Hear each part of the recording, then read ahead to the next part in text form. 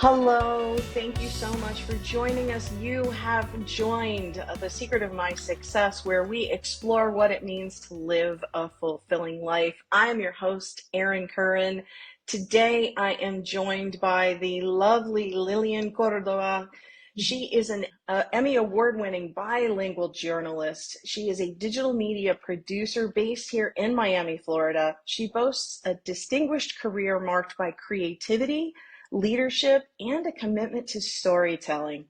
She is currently the director of social media and content creator for Smart Plastic Surgery. She produces podcasts, manages TikTok, and she is spearheading their successful marketing campaigns. She loves showcasing her clients' brands with her versatility in content creation, video editing, and marketing strategy. Her multifaceted career reflects not just professional achievements, but a genuine passion for authentic and transformative power of storytelling. Lillian, thank you so much for joining us today. Thank you so much, Arian, for having me here. It's a You're pleasure. very welcome. So you and I know each other through Landmark, like the personal development company Landmark, and we've seen each other lots over the years in various seminars and different courses, and I think we even did the Introduction Leaders program together, didn't we? I think so too. Yeah, it's been so many years. But you have always been such a bright light and somebody that I have always enjoyed having conversations with, that I was just so excited at the opportunity to have you on. So I'd like you to just get us started. Tell us a little bit about your life and, what has you being here today to talk about exploring a fulfilling life.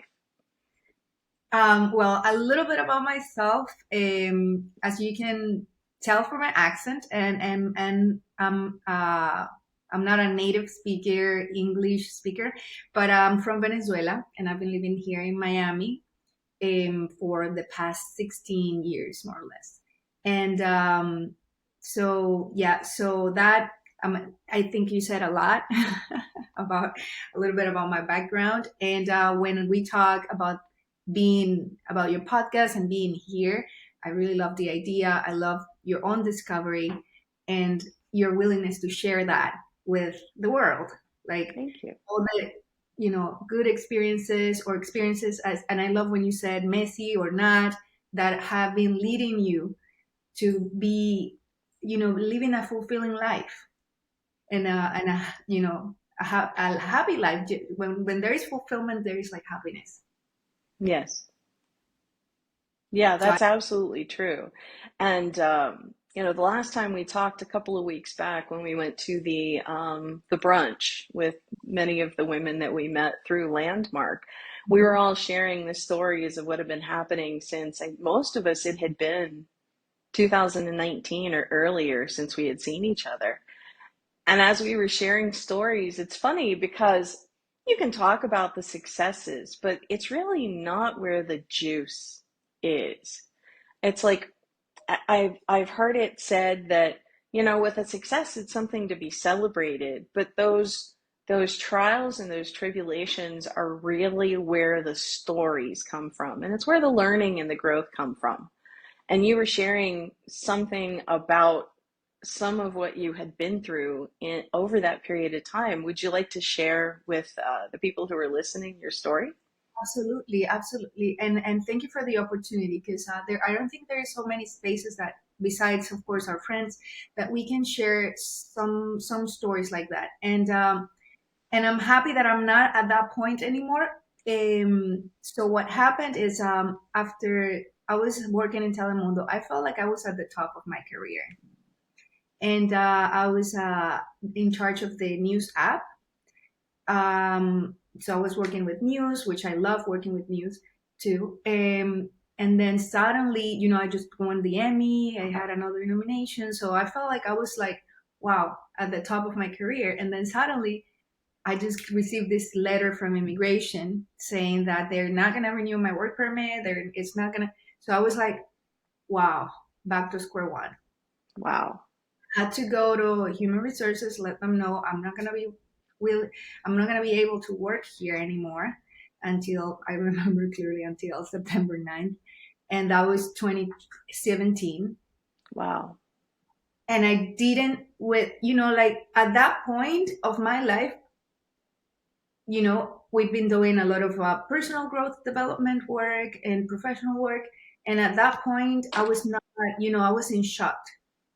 I didn't know. For me, that was like the worst thing that could happen to me in that moment. Oh, yeah. Like here you So are thinking you're set, you've got it all done, right? yeah, exactly. And now I'm like, that's it. What else I'm gonna do with my life? Not. I thought I was done, Erin. I thought I was like, that was it. I'm done. And I couldn't get over it.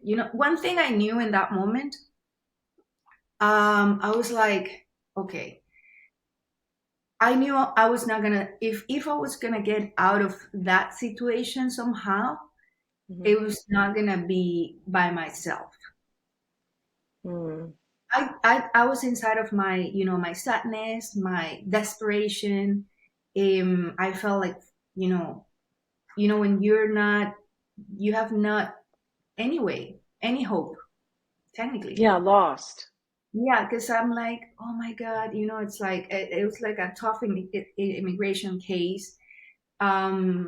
So well, anyway, so I couldn't, I remember I did that. I called one of my friends, one Hmm. of our friends, Evie Selman, and I asked her, I knew she was doing like a program um, in communication leadership, and then I was like, from Landmark, so I was like, I need to register right now into that program because I need to create something, and that program is about creating a project to get, also like a game in the world, something, and discovering something about my life too. So I was like, I need to do something like right now. I mean, I need to create something. I'm not going to do it by myself. I was clear on that. I was like, Right.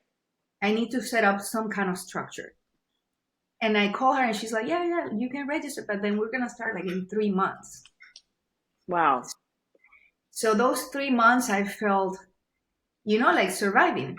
So I had to Yeah. survive also because I got sick. Like I lost with my losing my job, I lost my insurance. I have an autoimmune disorder. I need like the medicines. I need like so so I was in that place, Mm. and so eventually, well, to do make the long story short, I remember like the only I wasn't able to work, so I started doing like some freelance work. Okay. Um, but then I couldn't drive. So then the police stopped me because my license was expired for 6 months, and they arrested. Oh, wow. Yes. So I was like, all those things. I was that never, I don't. In my life, that was not possible. Like from my perspective, I'm like, come on, I'm like the best citizen you can have in this country. But obviously, Right. You're not uh, stealing things. You're not, you're generating, you were generating money. You had an income. You were like the model upstanding citizen, and not yes, anymore. you have no idea. I remember I was crying in the patrol because I was like really in shock. It was one thing after the other one, and then the police officer was like, "Breathe, please, breathe." I was like, "Yeah." So he gave me a letter. He's like, "I'm not gonna take you like to jail. I'm gonna give you this letter. It doesn't mean you're not arrested, but you have to deal with that. Like you have to go to Mm. court, all that stuff." So I did that immediately. Like I went, I got the money from a friend. He lent me the money. It was like $1,000, and I went to court. Da, da, da. It was like something. So I deal with that, no. Yeah. And I after that I lost my car. I remember I had a Mini Cooper that I loved, and I was so sad that I couldn't think about any other like way out. So I was like, you know what? I'm just gonna park the car like in a place that they can take it. They tow it. I'm gonna call the company and just let them know that they can take their car. I'm not gonna pay. And it was just I owe like $7,000 from that car. It was like Wow. not. I mean, not nothing, but it was something that I could have paid, right? But my thought in that moment was like, if I have the car right there, I'm gonna start driving it, and I'm gonna get in trouble again, and I don't want that. So I just lost the car, and I Wow. started working. I remember, so I was like, you know what? I have to rearrange my life in a way um, that I can work out something, like I can think about something and work about something. So I looked for a job that I could go on my bicycle, so I don't have to drive. And I started working on a little cafe in South Beach. So I was driving like 40 minutes in my bicycle, going back on my bicycle from that cafe Wow. that paid me like $10 an hour. And I was like, I had to do everything at the cafe after. Yeah, like you have to get this airing, like in my perspective, I was like 3 months before that, I was working in, I had my space, I have my office, I was in the newsroom. So I had a totally different lifestyle. Yeah. That's And shock. and now, I was like serving coffee in a little tiny cafe, um, preparing coffee and technically like cleaning the cafe, the whole thing, like, you know, mopping and everything when we closed. I spent a lot of Right. time there, and I remember seeing one of the ladies that I saw at Telemundo far away. It was like a senior person, and I felt so embarrassed. Wow. I went back and I was like, I don't want here anybody to see me. I started believing that I was a second class citizen Wow. in that moment, and I didn't know. The moment that I think, like because I was like crying every time. Every time that I was mopping that place, I was like crying. Oh. Because it's not like as an immigrant, when I came here 16 years ago, you have to start from zero. Right. Secret, it's not like, but after, having gone through that, building my whole career the way I did, and going back to that again, that's what hurt me. And I was Yeah. Like you had already checked all the boxes and done all the things, and you thought you had followed through with everything. And I hear that you thought that it was done. It was made. I was done. I called my mom called me. I remember clearly. I'm mopping the floor at the cafe, and she called me, and I'm like, "Mommy, I'm done." She lives in Chile. Wow. We're from Venezuela, Yep. but they all my whole family escaped to Chile 6 years ago. Wow. So yeah, so she called me, and she's like, and I'm like, I'm done. And for someone that knows me so well, I get a little emotional with this Yeah, it's story. okay. Someone that knows me so well, she knew I was really, in that place. Yeah. And immediately she said, no, okay, I'm going to send you the tickets right now. You're coming with your family. Right. You're coming right now with your family. I'm going to send you the tickets. I'm going to talk to your brothers, and we're going to get the money. We're going to send you the tickets so you don't have you have no need to be in that place. Right. And that's what shifted. Oh. That's when the moment I was like, oh, I have options in life. This is not it. I was like, oh, there's more things than just being suffering because I got fired, or not even fired, but I lost my job, or Right. that moment I was like, oh, okay. It was like boom. Oh, I have another option. I can leave, I can live in another country. I can start another life in whatever, however I want it, you know? And and from that context, everything was different. Yeah, Hmm. like, do I want to Fascinating. Yeah. Yeah, because I was like, do I want to live in that place where my family is living? And I was like, no. Well, if I can live there, I can live everywhere else, or I can do this, or I can do that. So that's what changed. So at this stage, you're working in the cafe. You're riding your bicycle. You're feeling hopeless and down and disconnected. And then you finally see this little glimmer of possibility. Hmm. Was that and this is in the 3 months between when you said that Yeah, you wanted to register for that program before the program started, is that right?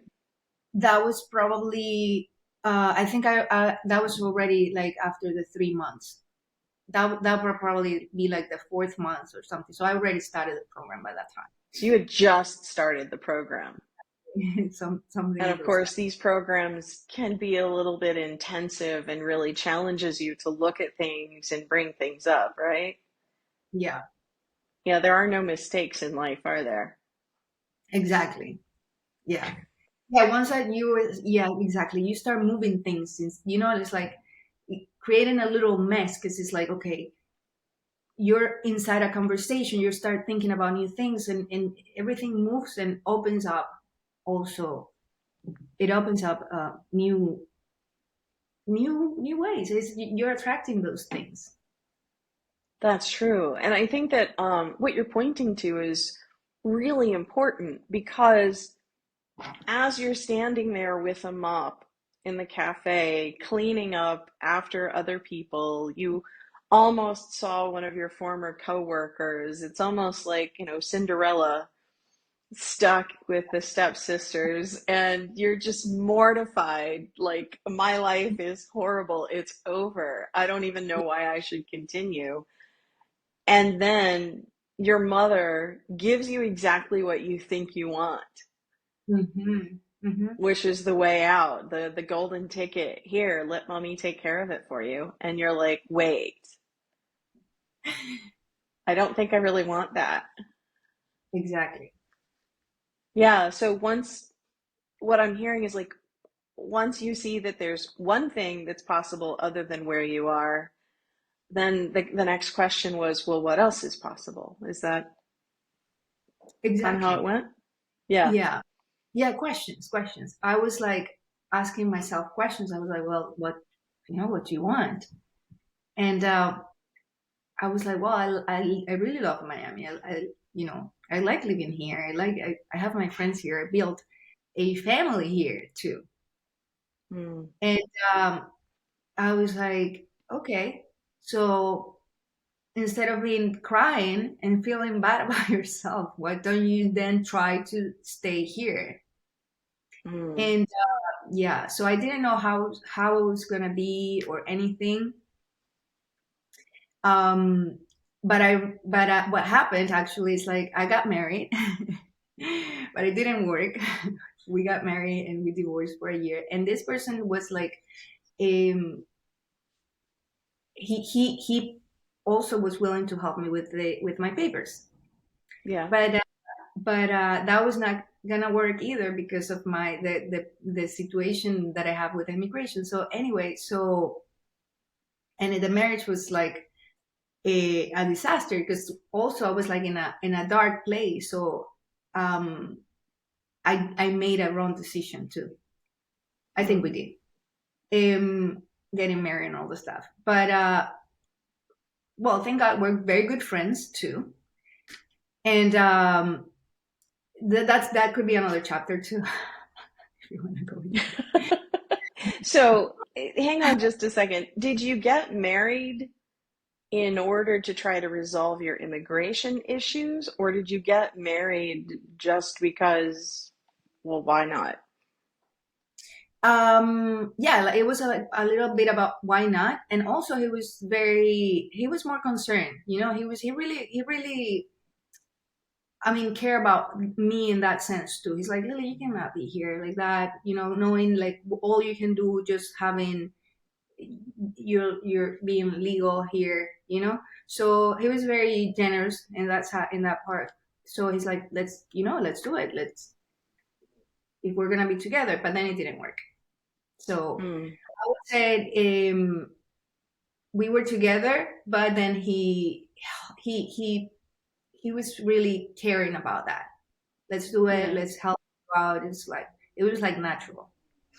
Mm. Yeah. So I was like, okay, and then it was just one of those stories that the marriage they don't work, and I couldn't Mm. stay in that marriage, by the way, and be making him unhappy and being unhappy myself. But Right. yeah, that was also part of the. I think that's also part of my growth. The part of like, okay, so what are you gonna do? Because it could be very convenient for me in that moment too to stay just because I needed it. I needed the papers, and I didn't stay. And Mm. yeah, so immediately the moment that I actually had that conversation with him about separating and breaking up and all the stuff, you Mm. have to get there. And that was like, it took courage from my side. And again, it's something that I didn't, like I had to get support. Like I was gonna let it slide because I was like, well, and then I remember a friend of mine, like Lily, again, Ibis, when she was like, she was on top of that. She's like, Lily, it's like, um, is this who you are? And then I was like, Mm. okay, yeah, let's have that conversation. So I had the conversation with my husband, and then we decided to separate. And that was like one day, like at 8 a.m. in the morning, Mm. and it was tough because I knew, I knew what I was also letting go. I was not just letting go of the marriage, but also the possibility of getting papers through the marriage. Mm. And then, so I had the conversation at 8 a.m. in the morning, and at 5 a.m., uh, the government just released a form of legalizing Venezuelans that's been here for a period of time, which I was in that period of time, of course. And that's what I got. Wow. Protected status, yeah. That it was That's approved. amazing. And that was like, it's like, it was incredible for me. It was Yeah. incredible. I was like, wow. It was like, I was really amazed because I was in truth to myself. And then this happens. Yeah. Well, it's one of those things where there's this tendency for us to think that it's magic. Yeah. But the truth of the matter is, there was a whole lot that was going on in your head and in your heart and in your life that created the opportunity for this to show up for you, is really how, like the work that we did at Landmark, it's all about being the author of your own story. It's about really creating yourself powerfully. But one of the caveats, if you will, one of the most important aspects is you have to understand what's running in the background. Because if Yes. you don't know what's running in the background, and if you don't clear out those closets and get rid of some of that stuff, then you're going to keep running the same racket that you've Yes. always run. So it's not just as simple as, oh, I just told him I was going to be fine on my own, and ta-da, everything magically worked out. What I hear, and please, I'd love to hear your thoughts on this, because you've mentioned that you signed up for the team program, right? Hmm. The landmark program that's called Team. And it's Hmm. really about creating a powerful life, but it's Hmm. also about powerfully creating support systems, is it not? Yes. Yeah. And would you say that you were a super independent kind of a person before all of this happened?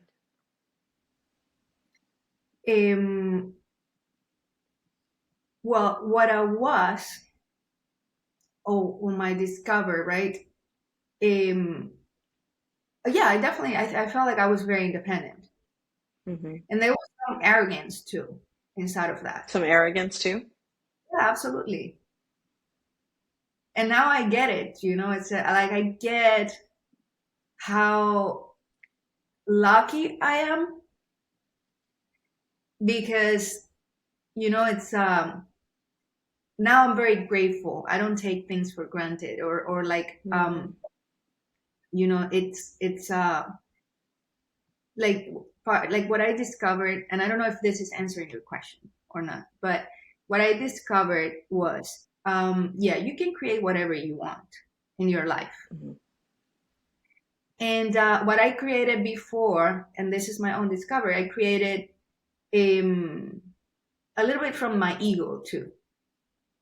When I discovered that power, that, oh, you can create, you can achieve, you can, and then it was like, and then what I'm saying it that I created from my ego because I got so attached to what I created that I thought that was determined who I was. Mm. So this is what I am: the producer, the Telemundo girl, the Yahoo girl. Like I work with the best companies in my field. Like I accomplished whatever I wanted.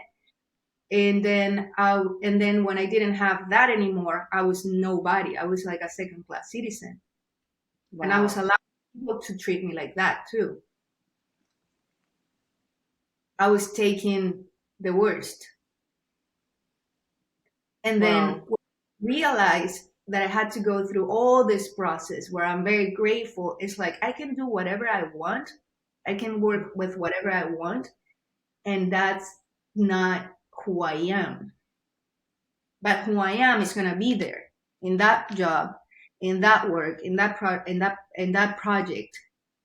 Who I am is gonna be there.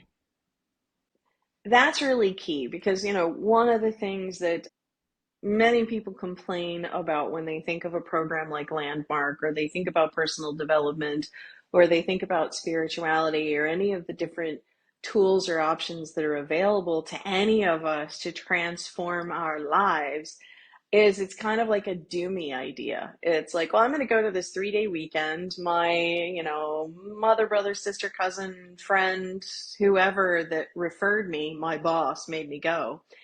They tell me that when I get done with this 3 days, my life is going to magically change. And that's not really how it goes.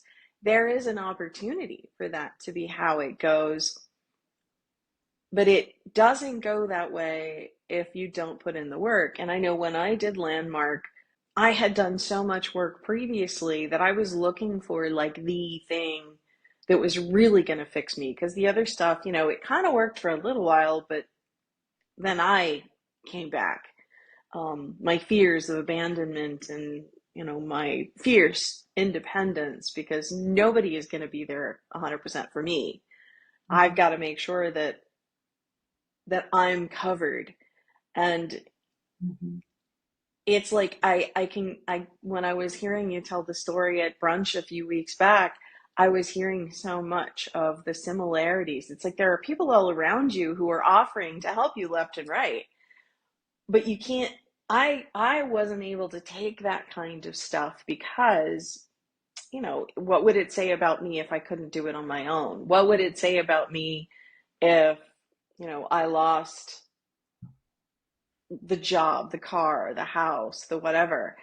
And it's really something to confront, because we are told on a daily basis, through all of the social media, through all of the television channels, the radio stations, through everything that we consume, that it's the car and it's the house and it's the way you look and it's how you present yourself.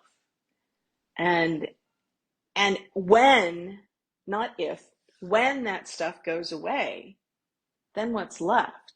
And it Mhm. sounds like you got dropped right in the middle of that storm. Yes, Yeah, just like really. that. And like, so now what? You've come through this storm. Your mother offered to help you, or your friend offered to help you. You got married. I love that you were talking about courage, because I heard you talking about convenience Hmm. and like doing what was conveniently next. And then all of a sudden you're dropped to the point where you had to be courageous and accept support, but not the kind of support where you were being helped like a damsel in distress. It was more like Ibis saying, "Oh, hell no, you're not going to sit around like that. Come on, Exactly. come this way. This is where we're going to go." Ibis was, I know Ibis. She's not doing it for you. Absolutely. Hmm. So what what next? Well, one of the things right after that, because it like, I mean, everything that we've been talking in all those stories between 2017 to 2018 to 2017 actually to 2021, Okay. at the beginning of 2021, May, I think. So it was like 4 years, almost 4 years. It was exactly when I actually completed the 2-year program. So right after that, it was like the TPS. I was approved for that. Um, of course, I got my car. I bought a car. I was like, um, everything. I even got pets. So I was like, I have 3 pets now. Oh, Um, wow. yeah. So and I started working back in Telemundo actually, and then I realized this is like I wanted something that I could be creative, that it could be fun. So that's not what it was. I wasn't working in news in that time. I was working in a different thing. But I wanted to work in something that it was fun, creative, something that had to do with marketing because I wanted to explore that area too. And that's yeah, when I started looking for different other opportunities, I created my own company. Um, so that in the work side of it, right? But in the personal side of it, um, what I really got is like being detached or detachment from the idea that I have to, like I have to get my citizenship from here. I was so attached to that idea. I was so attached to, like that I was, what I really got is like, I'm okay. I'm okay. I can be myself. I can build everything everywhere, you know? And right now I'm here. Right now I love Miami. Hmm, what do you say? Like the my legal status, it's until 2025. So it's like I'm taking the most out of the opportunity to live here, but I'm not attached to live here. I'm not afraid anymore. Uh, hmm. It's I discover myself, my power, my the happiness of what I have, and I'm ready. It's like it's okay. If I could deal with that, I could deal with more. But yeah, it's like Wow. in that power that I was like, what? But I was so attached, Erin. You have no idea. For many years, it chased me. It Yeah. chased me. I want to do, always being afraid of like, what if if I don't live here anymore? No, it's like there is a whole world of possibilities. That's super powerful. I can feel the difference between those two states, because in one we're chasing the idea of something, and that thing is the thing. And then in the other, it's really an expression of you. Like, this is me living life, and life goes how life goes. We can't control car accidents or immigration, or you can't control accidents, you can't control so many different aspects. Living in Florida with hurricanes, like, that's something that is also very It's something that we deal with every year, right? Yeah, And you know, if the big one comes through and levels the city, what are you going to do? You're going to yeah, pick up and you're going to go someplace else. Like it's never the end until it's the end, right? exactly. And there is Yeah. a good reason to be afraid of and living with fear. And there is always a good reason that we want to pick or not, or we're just picking it. Well, and um, it's not like I don't hear that you're advocating that people should live fearlessly and, you know, like on the edge, because when you got stopped by the police, you did the reasonable legal thing. You didn't keep driving just to see if you were going to get busted again. You were like, well, okay, I want to be respectful. I was living a little outside of the law. If I really want to stay here, how do I get to create that I really want to stay here? How do I honor the vision of what I want to create with integrity and with intention and with purpose? exactly. That's really amazing. So, you know, you've talked about creativity. Your bio is all about creativity. Everything that you do seems to evolve around self expression, about expression for the clients that you work with. How has that changed from where you were before to where you are now? Hmm. Um, Evolved. How it's been evolving. Um, well, I think right now I'm very excited because it's been a while. By the way, I kind of like the past 2 years. I've been just because also my work allows me to be creative. So I was, there more there. I'm there. Um, so I was a little comfortable, right? So I hired uh, a coach because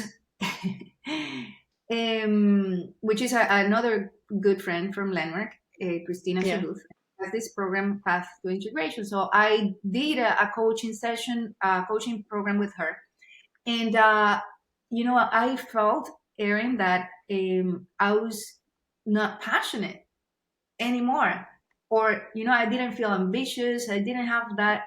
I felt like that drive. I felt like I was being comfortable.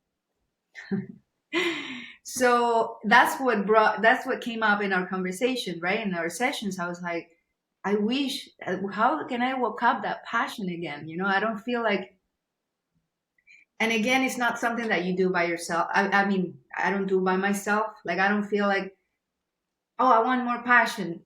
Let me wait to see how it, when it shows up. It's again like, really, you want your passion, look for it, Hmm. generate structure, start, like, making some move to see where is it.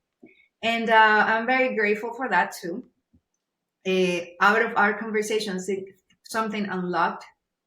And I'm creating right now a short film with my nephew, which is it's Wow. been a great um, process. So I'm working on some different projects too. That because I don't want to just be at work, So I started working on this. So we wrote a short film, which is really good. And I'm guiding him because the idea was his, and he's like a 15 years old kid, Oh, wow. an immigrant that been going through a lot. And he's an artist, and he lives in Chile, but he came for 3 months to visit me. So I wanted him to visit me. So I brought him for those 3 months. And we've been having so much fun because it's getting into the mind of a teenager that Yeah. been through so much too. It's like, it's all the Venezuelan people right now. We've been going through so many different levels of difficulties. But I'm just amazed to be able to connect with such a creature like a teenager, and everyone that has a teenager, they know what I'm talking about because I didn't. I talk to my friends at work. I'm like, I respect you more than ever now. I have no kids, but this has been at the beginning. It took something for me to connect with him. Finally, we did. But they're like wild. They're wild. Anyway, It's a so completely different point of view, really. And for somebody who doesn't have children, it's like alien to try to relate. yes. And then they're like in that, like they, for 14, 15 years old, they're like in a different planet. So anyway, so we started working together. We connected through art. That's our language right now. Yeah. So he's amazing. And then we're creating this short film. We already have another friend. He has a production company, so he joined the project. I have actors that I know they joined the project. So I'm like, after this, I'm gonna go location scouting for the project, and that's something that has me like super excited. Um, and I want this project to be, um, big. I Mm. mean, I don't want to say anything right now, but No but worries. but I think it's You, gonna be ha- amazing. you you definitely want to keep your creative projects in this circle because you don't want like taint from outside influences. You want to make sure that it maintains whatever integrity to really be the fullest expression of the original idea. Hmm. And I think that's fantastic because you're talking about earlier we were talking about here's the fiercely independent Lilian, and she is like, superwoman, producer, executive, she can do it all, and like then crash. And now like I hear creativity is super important, but I hear community in what you've been sharing and the current version that I don't think was there Hmm. before. No, No. I also through they approve another resource for Venezuelan, so I was able also to bring my sister and my other nephew. He's 27, my sister Oh, is 2, and they're living with me right now. And all these years I've been living, by myself. I never had family living with me. So now I have family, I have pets. It's like it's a different story. Yeah, I'm com- very grateful. yeah. Gratitude is also a fantastic resource as well. Hmm, that's absolutely delicious. Wow. So, what have been some of your greatest takeaways? You've been sharing a lot about the path and the journey. What Mhm. would you like people to walk away from this conversation understanding?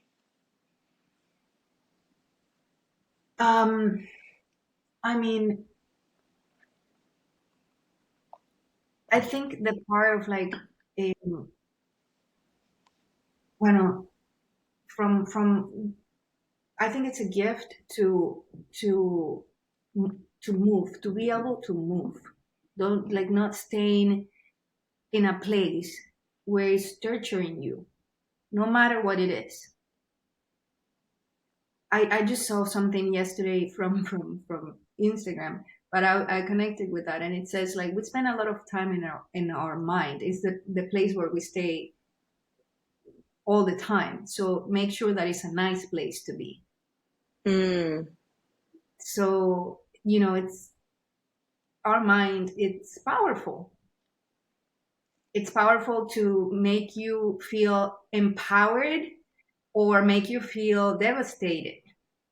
And mm, like we all go through moments of course that are like hard and difficult, and they make you sad, but like I think it's important to know that I mean, I don't want to sound like like, but it's like it's a moment that you have to move, call someone, do something, force yourself to move, mm. That's create really some powerful. waves. Shake something up. Shake something up. Exactly. I, I can relate to what you're saying. When I wrote my book, Hate Your Way to Happiness, it was 2020.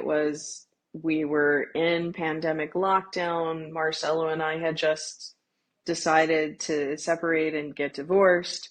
Um, my mother was in a home with dementia and in the process of completing her life. Mm, And I just I reached out to God and said, "Well, God source, like I need help. I don't know what I'm doing here. This just doesn't work. I don't know what I'm doing wrong. I really need to see something." And the following week, I got on a coaching call with my coach, and I was complaining about something, and she said, "Well, why don't you just hate your way to happiness?" And I went, "Wait, what?" I was like so stuck in the mm, ick, but not really reaching out. mhm. And I got that, like, I had been, every time things started to feel bad, I was pulling back because I was thinking I was doing something wrong. And instead of going through and experiencing the emotion and really getting the lesson from going through those sticky, icky parts, like I got to really just bask in it.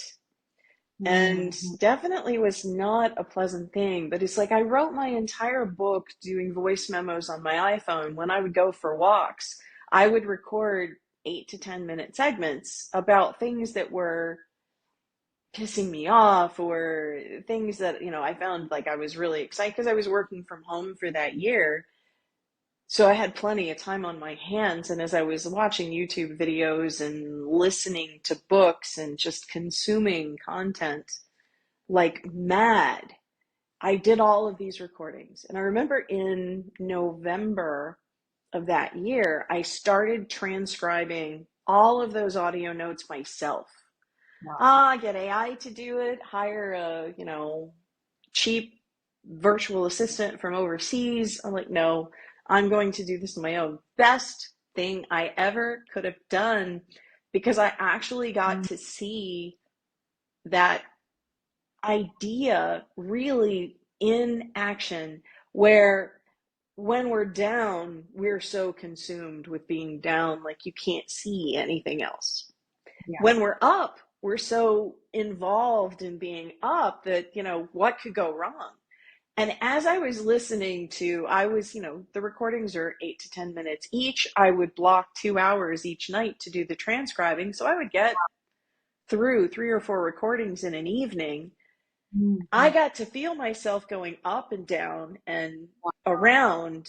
And it was like it landed for me that no emotion, no situation, whatever it is I'm going through, it is definitely not permanent. Here is the absolute evidence of that.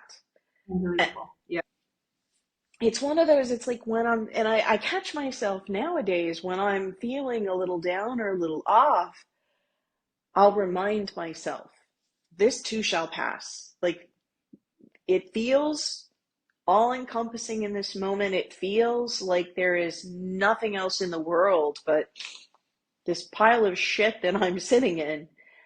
But the reality is, there is something else on the other side. And if I can just keep putting one foot in front of the other, or reach out to somebody, or grab a book, or my favorite podcast, or a tarot card, or Yes. anything, grab Yes. something. And whatever Mhm. that thing is, can be something that is totally personal to you. And I would advise that if you tend to be the kind of introvert, self focused, independent kind of a person, cultivate at least a couple of relationships outside of yourself. Because, like you say, like if it's a bad neighborhood up here, you have no hope of getting out. Exactly. That's exhausting, where you're battling yourself every day on top of trying to get through what life throws at you.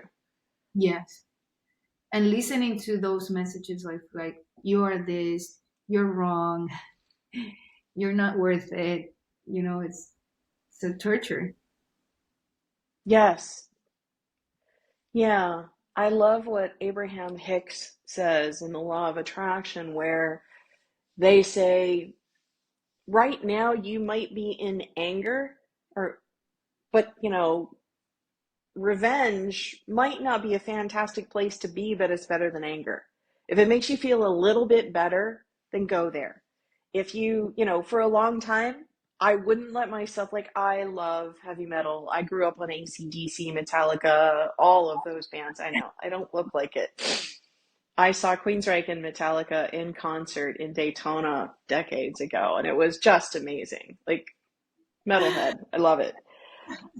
System of a Down is one of my favorite bands to listen to when I am angry at the world, because I just get in my car and I scream it at the top of my lungs.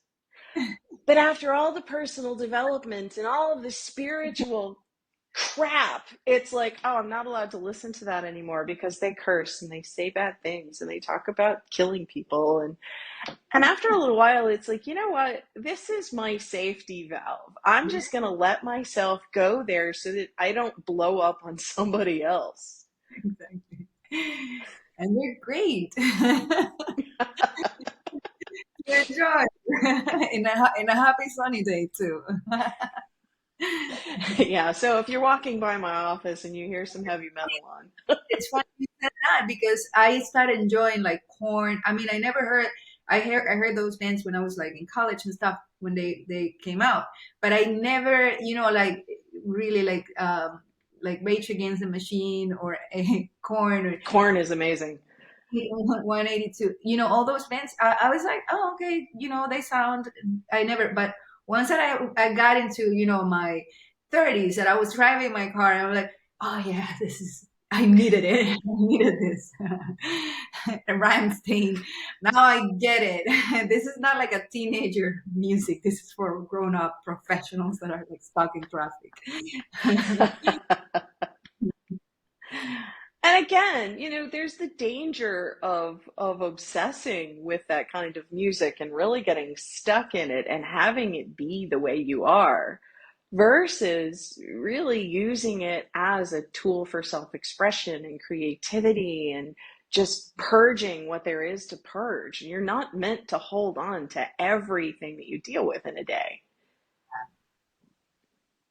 If you can't Yes. talk to somebody else, at least find a way to exercise your demons on your own. Yes. Exercising definitely helps. That is true too, yes. Mhm.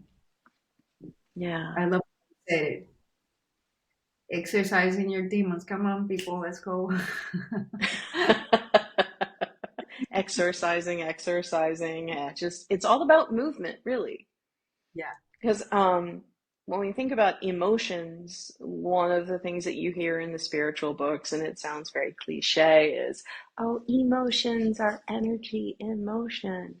But the Mhm. reality is, it is. There's a chemical storm that's going on inside of us Yeah. that's, part of the reason why we feel these things. Movement releases that. We're not meant to hold on. It's Yeah. a flow. Yeah. I am a very good friend of mine. She's a Buddhist. You're a Buddhist too. Yeah. Yes, I Oh, am. beautiful. So she told me this that it stays with me. She's like, um, sometimes when you're attracting, you're in a low vibration, you're attracting things from the low vibration. So you have to, you know, start by vibrating higher, move, like changing your vibration. So you can Absolutely. start vibrating a different level and attracting different things. That definitely stayed with me. In Buddhism, it's called the 10 worlds. There Mm-hmm. are um, hell, hunger, animality, humanity. I can't remember all 10 of them right now, but it goes from hell being like the lowest depths of despair and depression on up Which through one? Buddhahood, which is like the ultimate nirvana, shall we say. Which one you said is the lowest one? Hell. Hell. Oh, hell. Mhm. I'm happy to list the resource in show notes if anyone is interested. But Mhm. one of the ways that when I started, I've been practicing Buddhism for 21 years.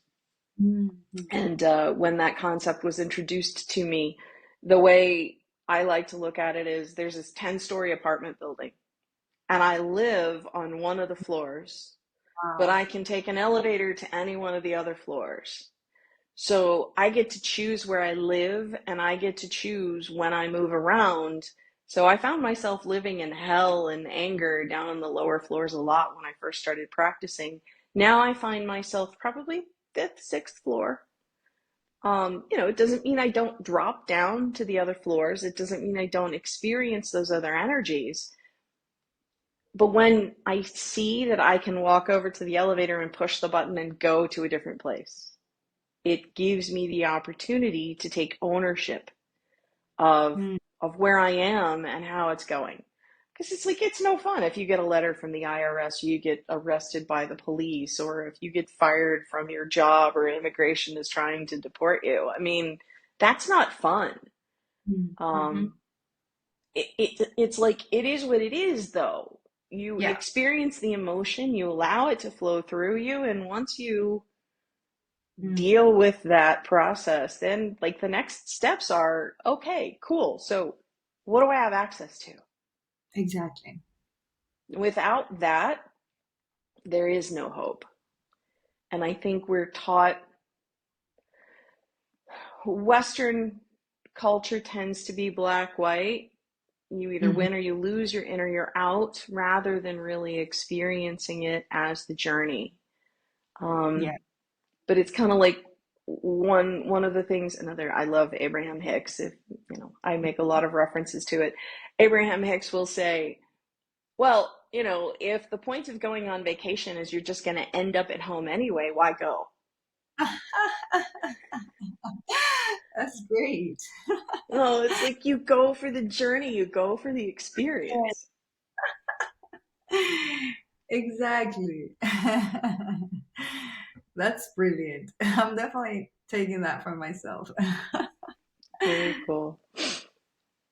Well, Lillian, it has been just amazing to chat with you today. Is there anything that you would like to leave the viewers or the listeners with before we wrap up?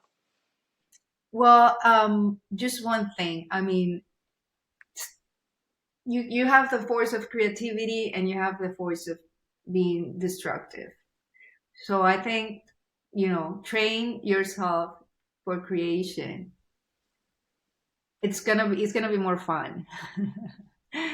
And we all have a whole half side of your brain designed for that. So take advantage of that. That's something that I definitely love for everybody to get.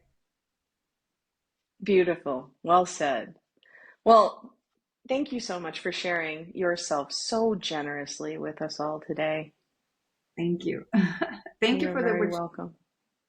I really love what you're doing. I really love seeing you right now glowing and being full self-expressed. You are amazing. Like, you know, taking the time to do this, and it's so generous.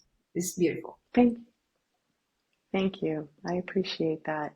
Hopefully, I will be doing this for a very long time. That is certainly my goal. Um, Amen.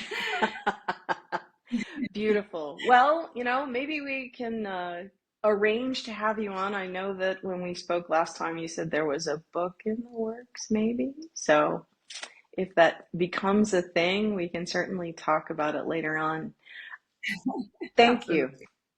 All right, Thank you. perfect. So at this point, we're going to go ahead and sign off. This has been The Secret of My Success, exploring what it means to live a fulfilling life. I am your host, Erin Kern. Thank you for joining us for another episode. And until next time, bye.